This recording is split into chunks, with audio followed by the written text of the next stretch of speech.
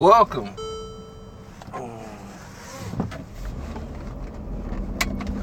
As we talk about Pacific Rim.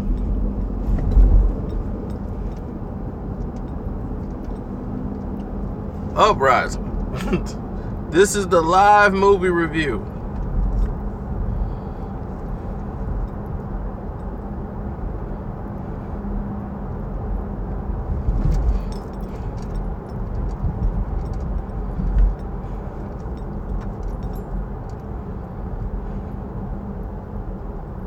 At least I think we're live, and this is the movie review.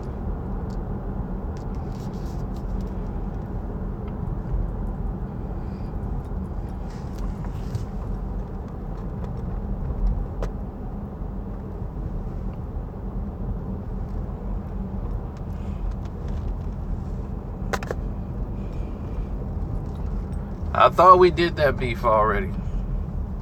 I'm just giving people time enough to show up before I go into it. Now, if you remember Pacific Rim, you remember Pentecost, Idris Elba character. You remember Charles, what's his name? Whatever his name is, Houghton, the guy from Sons of Anarchy, and everything worked in that movie, I thought. Even it got you past the Charlie Day parts, which was a little bit over the top. That movie, to me, opened the door possibilities of, wow, what if we had another way? The Suge Knight and Michael Jackson video is coming later. YouTube got to approve some things for us to allow that video to continue. It's coming. Don't worry about it. Now, back to this movie. Now, the sequel starts off, because of course, spoiler alert, and you ain't seen the first one. Idris Elba character, they basically go on a suicide mission to help out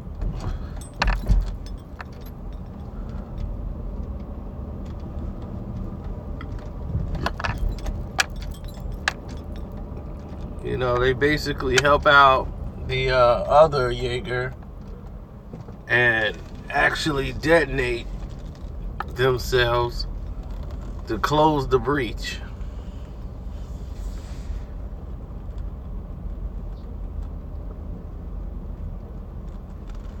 Well, actually, they didn't. They actually detonated themselves to kill that Jaeger bomb, whatever thing it was. That kaiju. Okay, well then you're gonna be. So now you're looking at a situation in which you got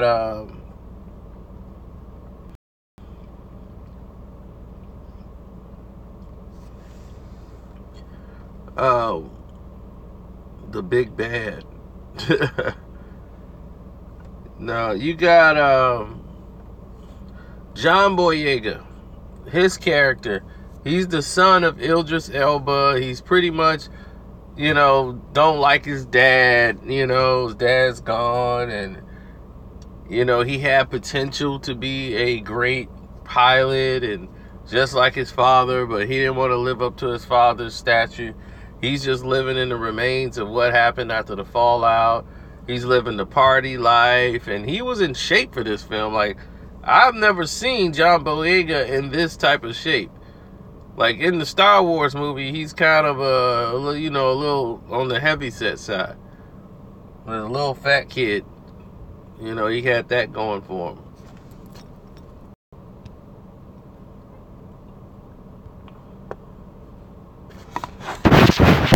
So, once he had the little fat kid thing working for him, I figured that would carry him over.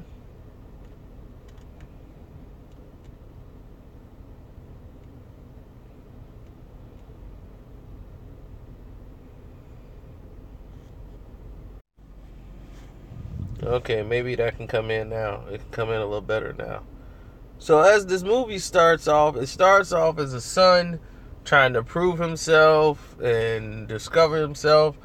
Didn't want to get joined, and then Clint Eastwood's son shows up. Scott Eastwood shows up and says, hey, come join me. We need your help. The Jaegers are back, and come join this crew, and we're going to start fighting. So they get in there, they join the crew, and he's trained by Mako. She's there, and, you know, she was basically the daughter, and he was jealous of Mako because she got all the love from his dad. It had its own story. Then it turns into the Power Rangers. Right before my eyes. This movie transforms into the Power Rangers.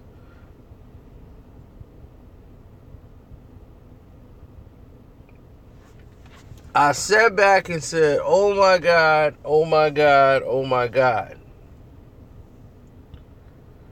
This movie started off great.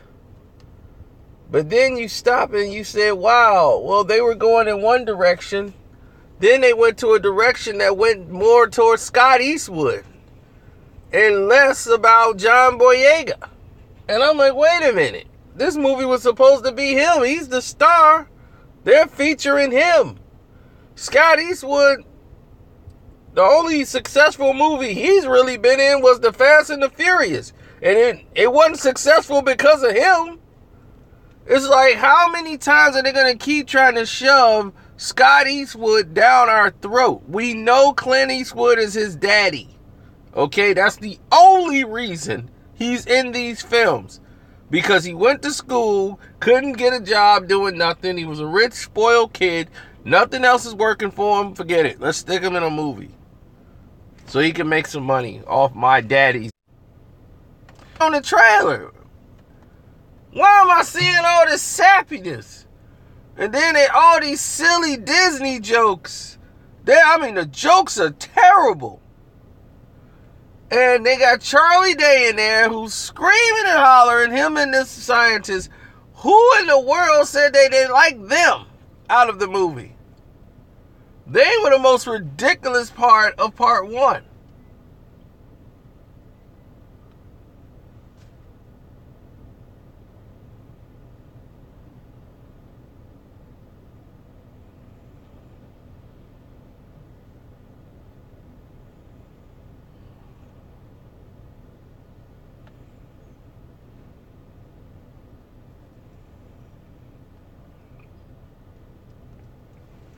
Of course, there's surprises in the film that you're really not going to care about. I gave this film 2 stars because the fight scene at the end makes up for all this. All the fighting is at the end. So, when you get to the end of the movie and you see the fight scene, I'm just tired of the falling fighting scenes. We got to stop that. Okay? No more falling and fighting. We've seen falling and fighting. I saw the preview for the new Children of the Corn movie, and I knew I'm out. Some movies jumped the shark, and that has jumped the shark.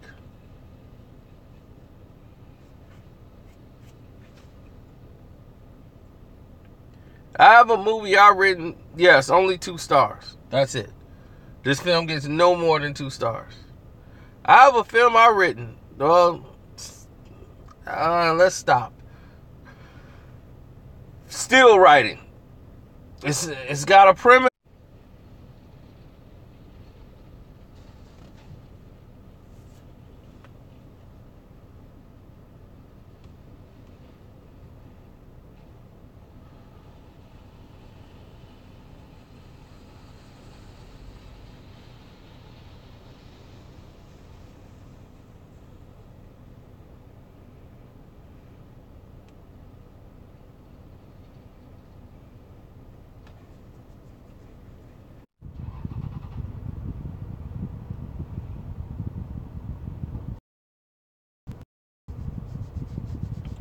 Del Toro didn't direct this movie. The direction of the movie was one of the flaws of it. It's not directed very well. It's directed good, but I don't... Now, let me take that back. Because there's a lot of great shots in here. It's not really the direction. I'm going to be on my mom's schedule, and it's killing me. Because I'm a late owl.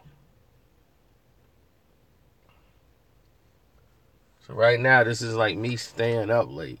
And it's going to mess up my whole rest of the day.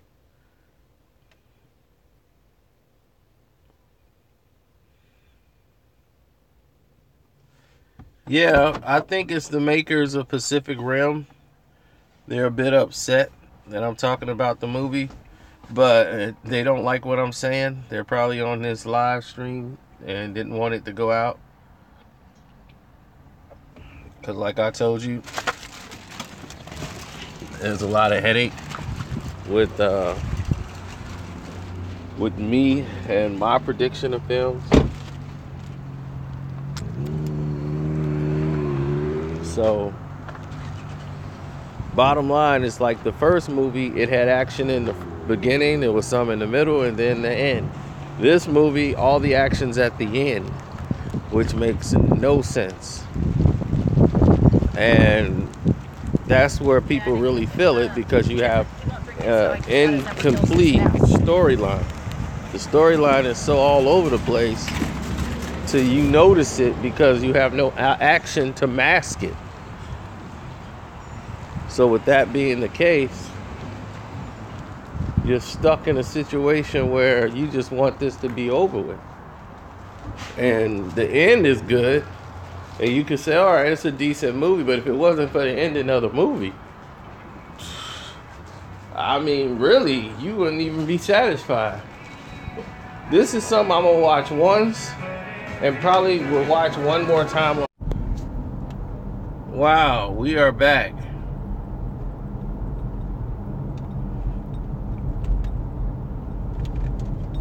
I'm swearing, man, the reception out here is crazy. Z.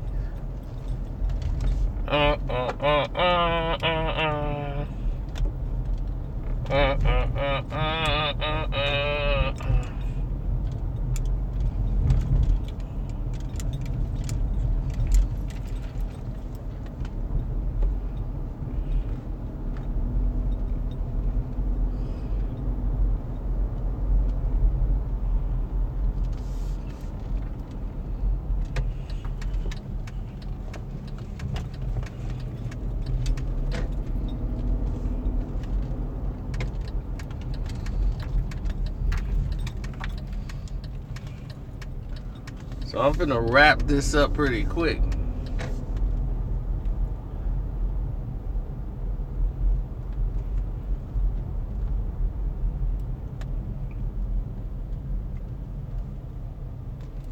Because that's my review of the film.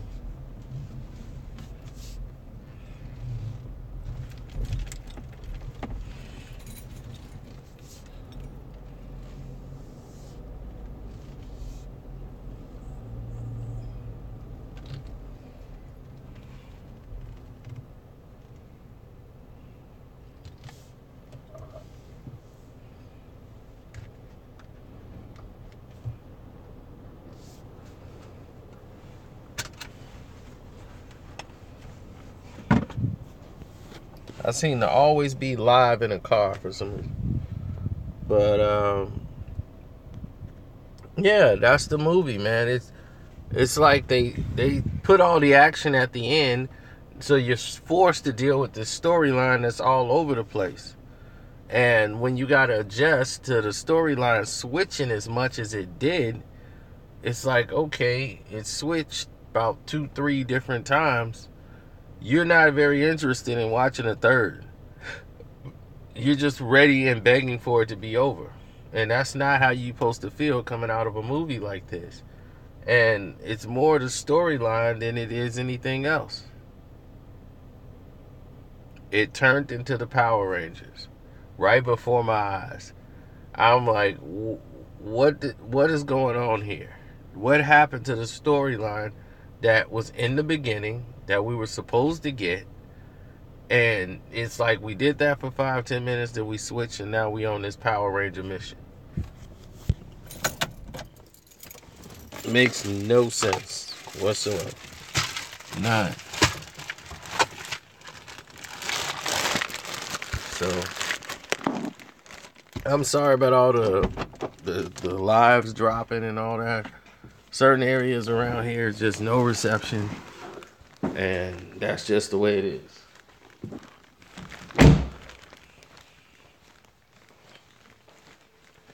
But blessings on to you. I am out.